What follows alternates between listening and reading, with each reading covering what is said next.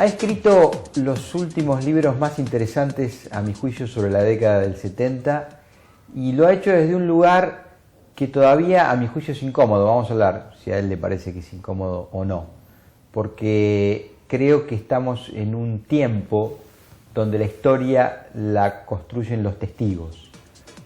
Falta historia de historiadores. Pero de eso vamos a hablar en un minuto con Ceferino Reato.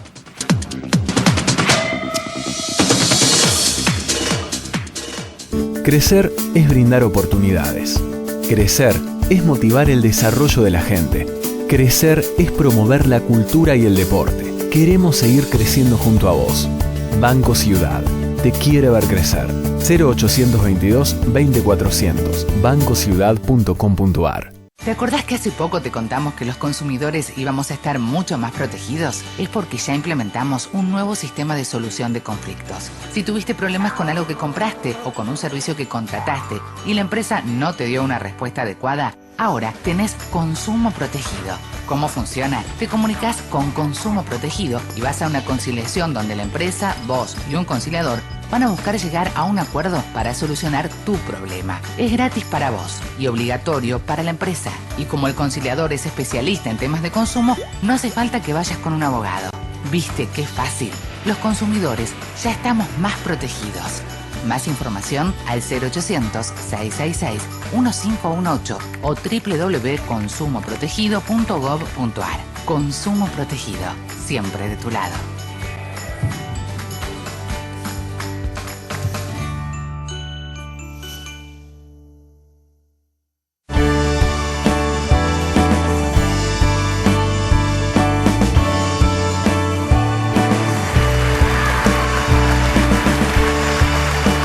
Buenos Aires, Gobernación Daniel Scioli. En las próximas elecciones, en la ciudad de Buenos Aires, vamos a implementar la boleta única electrónica. Un moderno sistema más ágil, sencillo y transparente. Cuando vas a votar, le das tu documento al presidente de mesa y él te va a dar tu boleta única electrónica. Metiendo la boleta en la ranura de la máquina, van a aparecer las opciones para elegir. Tocando la pantalla, podés elegir candidatos por lista completa o por categoría. Apoyando la boleta sobre el verificador, vas a ver en la pantalla lo que elegiste. Compará que coincida con lo que está impreso y doblala hasta el límite del troquel. Delante del presidente de mesa, cortas el troquel y se lo das antes de introducir la boleta en la urna. Después, firmás el padrón, recibís tu constancia y listo. Aprende a votar en buenosaires.gov.ar/boleta electrónica o acércate a un centro de consulta. Cuidar la democracia es defender el futuro. Buenos Aires Ciudad. En todo estás vos. Este es mi lugar en el mundo. Es mi oportunidad de seguir aprendiendo, de construir mi futuro. Es el momento de soñar en grande. Cada vez que te miro, te vuelvo a elegir.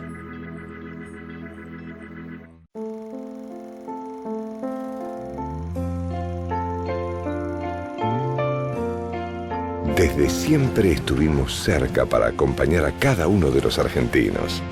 Y hoy seguimos estando para proteger las cosas que más quieren. Los tiempos cambian. Nuestro compromiso es el mismo. La Caja, una gran compañía para la seguridad de la gente.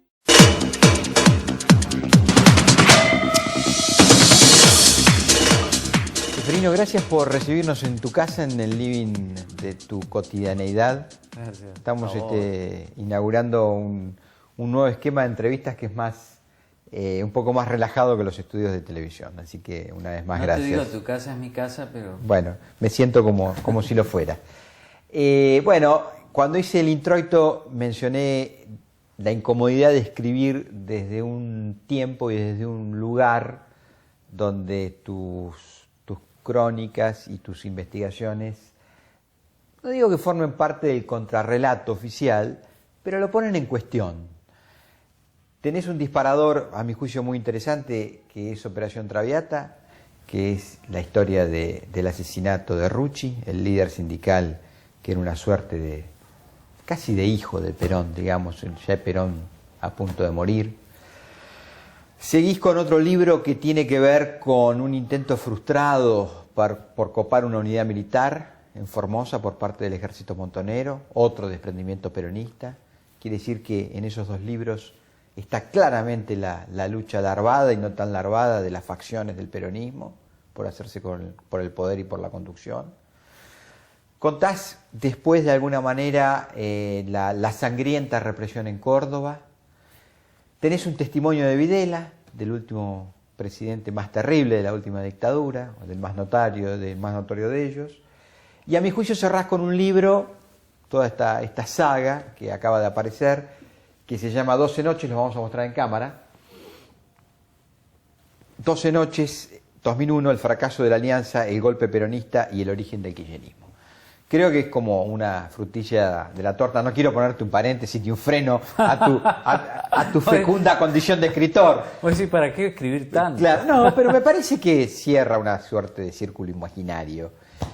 Dicho está todo esto y viendo lo que le está pasando a la Argentina, quisiera una primera reflexión acerca de esto que digo de la historia de los testigos. Los 70 todavía es una historia contada por testigos. Y los testigos son calientes siempre, porque lo vivieron, en un bando o en el otro.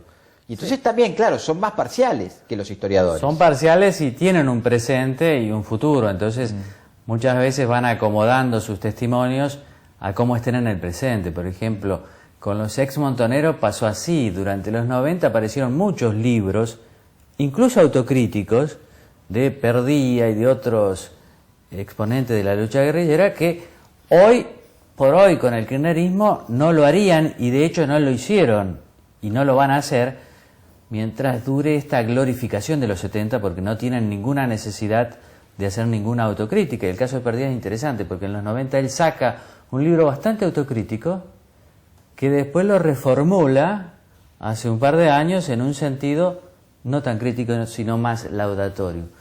Eso ocurre siempre. En 12 noches, por ejemplo, muchos de los testigos o de las fuentes viven todavía.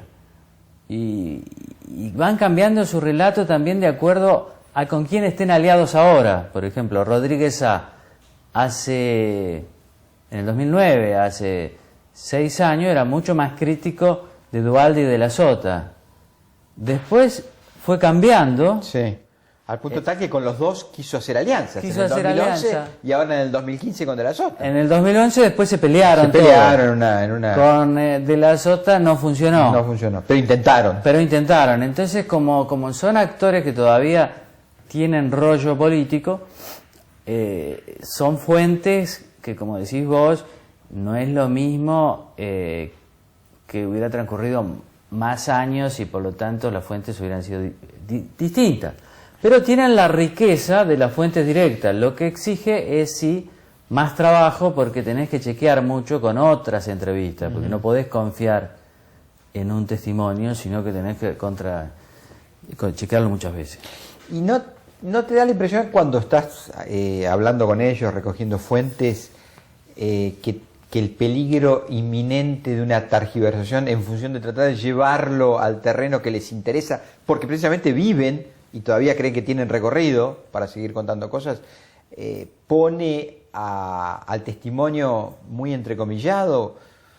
Puede ser. Lo que pasa es que hay ahí una habilidad del entrevistador, pero te requiere mucho trabajo, porque las entrevistas son más largas de lo habitual, porque a veces para llevarlo a lo que vos te interesa tenés que hablar de muchas otras cosas, pero hay un momento, y vos que sos un hábil entrevistador, lo percibirás, que el entrevistado, si sos hábil, entrega lo que vos venís a buscar.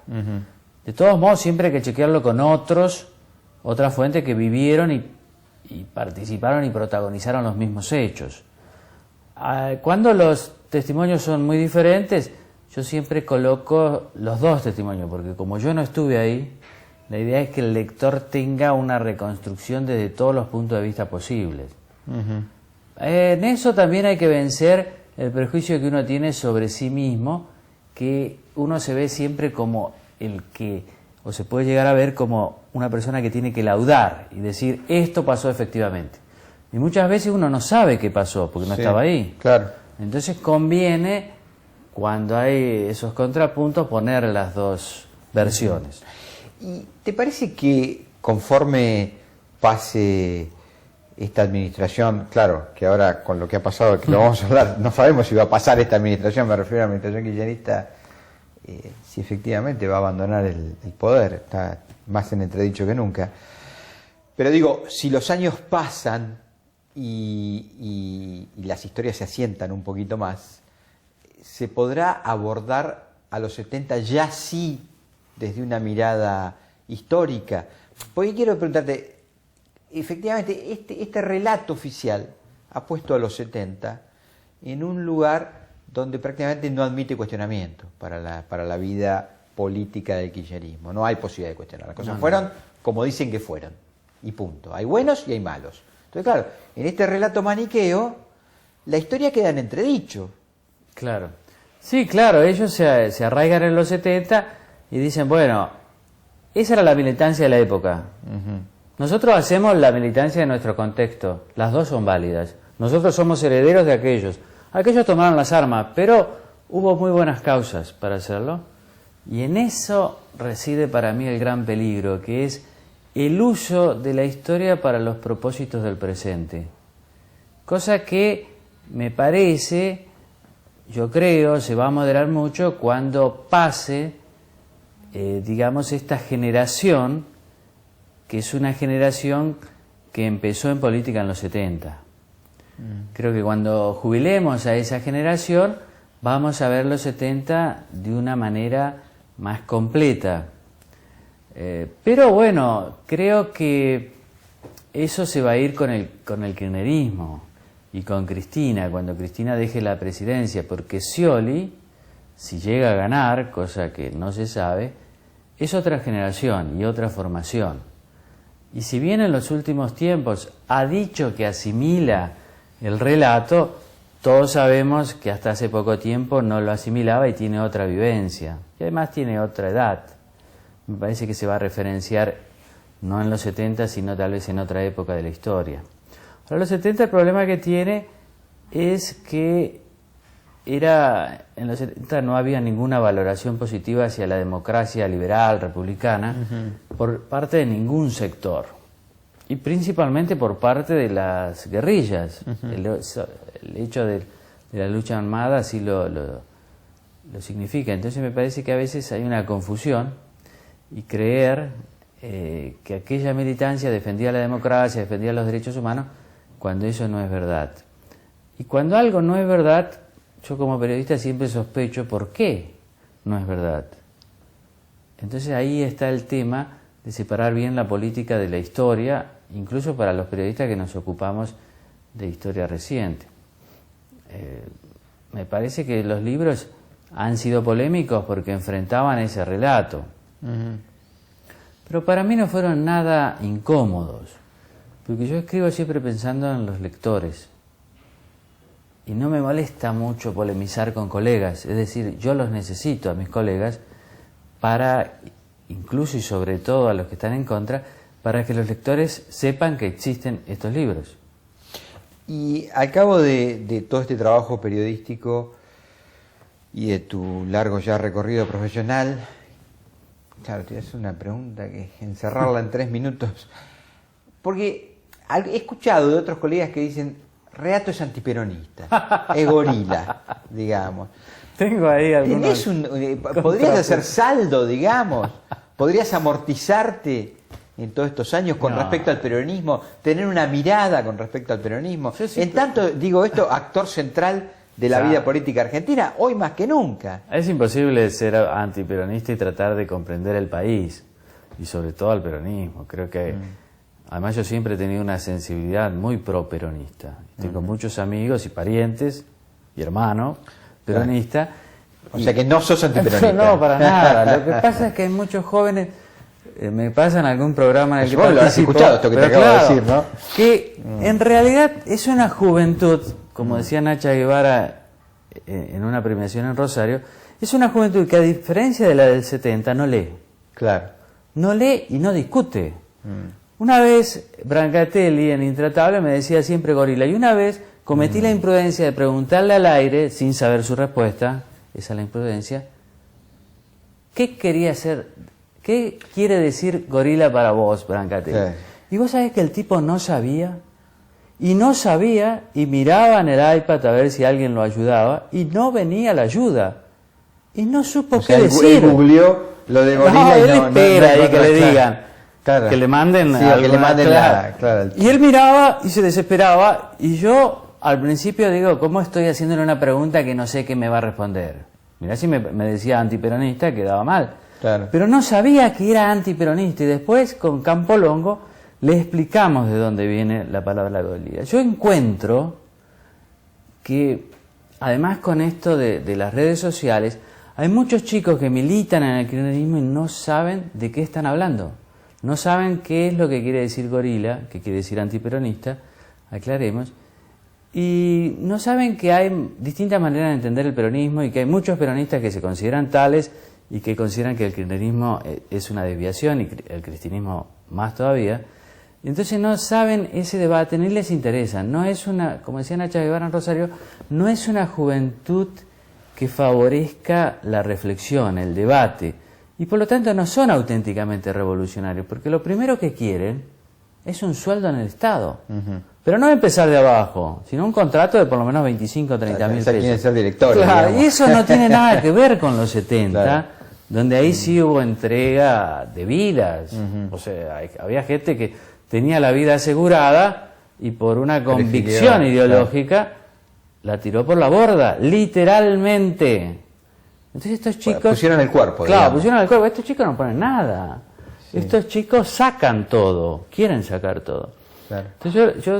Y entonces vos crees que te tiran por la cabeza el mote de gorila o antiperonista con mucha rapidez en función de... Es porque no quieren discutir, o amigos de Videla. El libro a Videla le molestó mucho, y especialmente a su familia y a sus abogados. Sí. Estamos hablando de disposición, claro, final. Ese libro yo lo pude hacer porque fui directo a verlo a Videla, pero claro, los abogados no querían que él hablara. Y se molestaron mucho con el libro, la familia también. Además hay testimonios muy interesantes, yo lo leí con mucha atención en su momento cuando salió. Creo que es un gran valor cuando él admite que efectivamente, y corregime si no es así la valoración, pero creo que es que tomando en cuenta la experiencia chilena, ellos creían que ya no tenían margen, claro, para hacer una detención masiva, y sí la figura de la desaparición como la pusieron en práctica por la presión internacional, ¿verdad? Él reconoce el plan sistemático, y eso le da tanto valor al libro que ha sido incorporado en muchos juicios, claro, por las violaciones a los derechos humanos, en Córdoba, en Formosa, en Salta. Yo he tenido que ir a declarar. Sí. ¿Y a vos te parece, Seferino, y ya después entramos en tu último trabajo, porque me parece que está muy concatenado con lo que está pasando hoy en estos días, sobre todo en la realidad política argentina, pero digo, ¿te parece que va a haber un espacio para que determinadas acciones que llevó adelante la guerrilla y que tienen alguna conexión con el Estado de ese momento se puedan poner arriba de la mesa como crímenes de lesa humanidad? Yo no lo sé.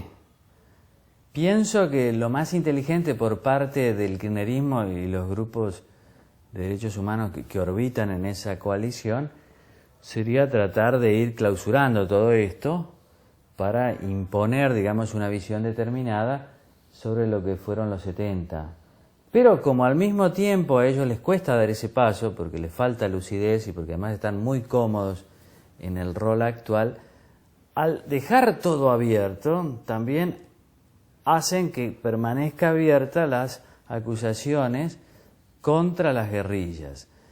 Creo que hay varias causas que están a baño María en la justicia y que va a depender si el kirchnerismo gana o no gana, si el kirchnerismo conserva poder o no conserva poder. Si gana Macri, más bien que los jueces federales que tienen tan buen olfato, esas causas se van a activar. Pero bueno, depende del contexto político. Tu último trabajo referencia, bueno, un momento bisagra de la historia argentina, que es el 2001.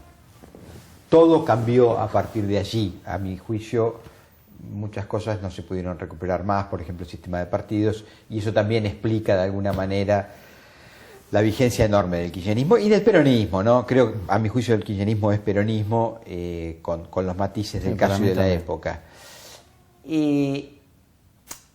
¿Encontrás porque vos referenciás el nacimiento del kirchnerismo, por lo menos en Buenos Aires, ¿no? Como la gran vidriera en ese trabajo. ¿Encontrás conexiones con la conducción kirchnerista y la suerte que tiene hoy la candidatura de Scioli? ¿Te parece que el kirchnerismo es bien peronista en cuanto a condiciones absolutistas, verticalistas, a la ocupación de la totalidad del poder, y lo que le puede pasar a Scioli en su intento por ser presidente de la República?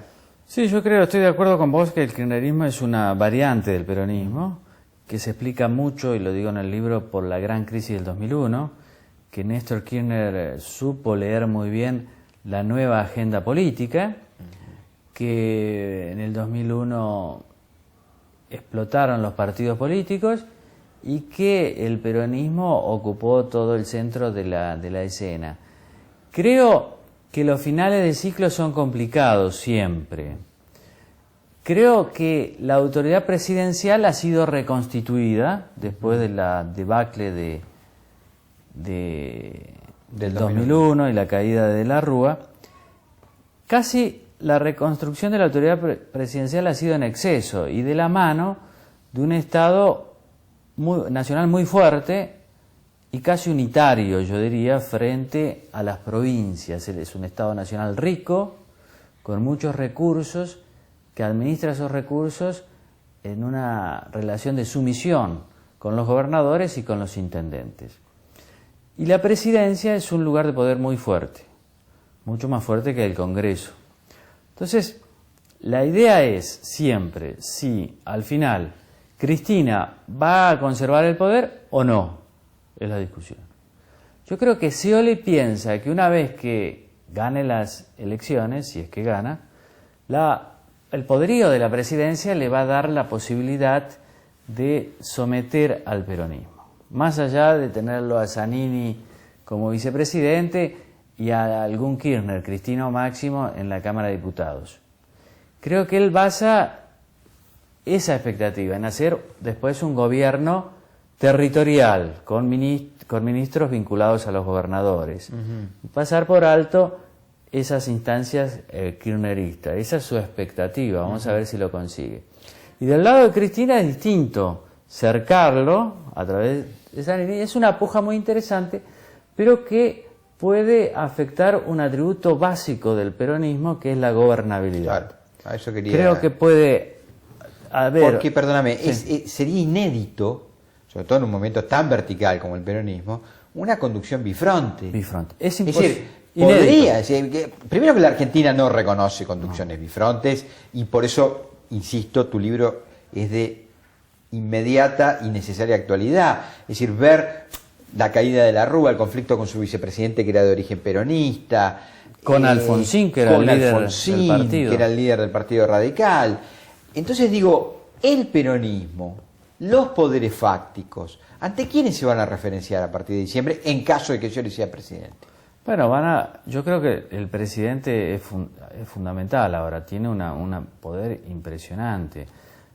Muchas de las facultades del Congreso están delegadas. Eso comenzó como una excepción con Cavallo ministro de Economía de la Rúa, y se mantuvo hasta ahora.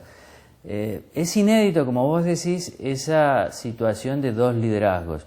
Por ejemplo, Néstor Kirchner y Duhalde. Duhalde también le colocó el vicepresidente a Néstor Kirchner, que fue Scioli. Y también le dejó un gabinete armado. El ministro de Economía, Labaña, a diferencia de Kicillof, tenía una gran legitimidad social. Claro. Mucho consenso. Pero además, Duhalde controlaba la provincia de Buenos Aires, especialmente el Gran Buenos Aires, que siempre es algo desconocido para nosotros los periodistas. Entonces nosotros decíamos, no va a poder gobernar Néstor Kirchner.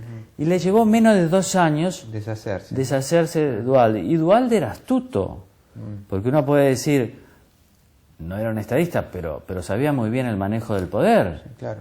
Entonces, vamos a ver, es una puja difícil. Primero tiene que ganar las elecciones. Primero, por supuesto, claro, estamos hablando... Pero si las ganara, vamos a asistir a una puja interesante, que también puede ser muy perjudicial para el país, porque el peronismo dirime sus conflictos y no tiene muchos pruritos institucionales. En los 70, fíjate, también durante el gobierno de Isabel Perón dirimió sus conflictos, el ala izquierda y el ala derecha del peronista, ¿no? Y hubo 1065 muertos en un año. Claro. Es decir, salpica siempre a la sociedad. Eso puede ser bien explotado por Macri o por Massa, creo que Macri está en mejores condiciones, dicen las encuestas, pero ese temor a que el peronismo vuelva a conflictuarse y salpique de esquirlas al resto de la sociedad, creo que es un temor bastante visible en todos. Porque los 70 son irrepetibles, el mundo estaba dividido en dos, Estados Unidos necesitaba acá a los militares para cuidar el patio trasero, después estaba la Unión Soviética tratando, al contrario, de crear otras Cubas en la región. Me parece que no hay lugar para la lucha armada, pero hay, y para la violencia política, creo que no. Pero hay otras formas de desangrar a un país. Y la crisis del 2001 nos recuerda una, donde mucha gente, yo diría que casi todos los argentinos, no teníamos ni siquiera para viajar en colectivo. O sea, no es necesario que haya sangre para hacer fracasar a un país. Y el temor ese es fuerte, porque Cristina es una jugadora poderosa, y yo creo que Scioli, como dice el Papa Francisco, es un escualo. Francisco dice un escualo, un tiburón, con la piel muy dura. Creo que no es un débil como muchos lo pintan. En el imaginario colectivo está la idea de... Pero de el un blando, manejo, ¿no?, que él ha hecho de cómo anunció lo de Zanini, que es una imposición de la presidenta, pero él dice, le dije a la presidenta que podría ser, y además lo dice él sin que el kirchnerismo le haya avisado a Randazzo. Hay un sadismo que es muy necesario en la política argentina para tomar el poder. Bueno, algunos dicen que es un killer, ¿no? Que es un killer en las sombras, digamos. Yo creo que es un hombre... Y que verá desfilar varios cadáveres por delante de su... Creo que es una persona con una gran perseverancia. ¿Vos conociste una persona capaz de perder un brazo y estar 1 hora buscando ese brazo en el río? ¿Sabés la sangre fría que hay que tener? Le dijo el Papa a uno de sus amigos. A uno de sus habituales visitantes en Roma. De sus amigos a quienes le llaman el profesor. Creo que es un duro. Y creo que es una persona que en el establishment genera mucha confianza. Para nosotros, los que nos gusta la política, se ha puesto muy apasionante. Muy esto. apasionante. Para la gente común tienen un consuelo, que si hoy están molestos no saben cómo van a estar dentro de 2 meses, ¿no? Ceferino, una vez más, gracias por habernos recibido en tu casa. Se lo volvemos a recomendar. 12 noches, 2001, el fracaso de la Alianza, el golpe peronista y el origen del kirchnerismo. Insisto, muy buena lectura, mucho que ver con lo que está pasando en la Argentina de hoy. Chau, nos volvemos a ver la semana que viene.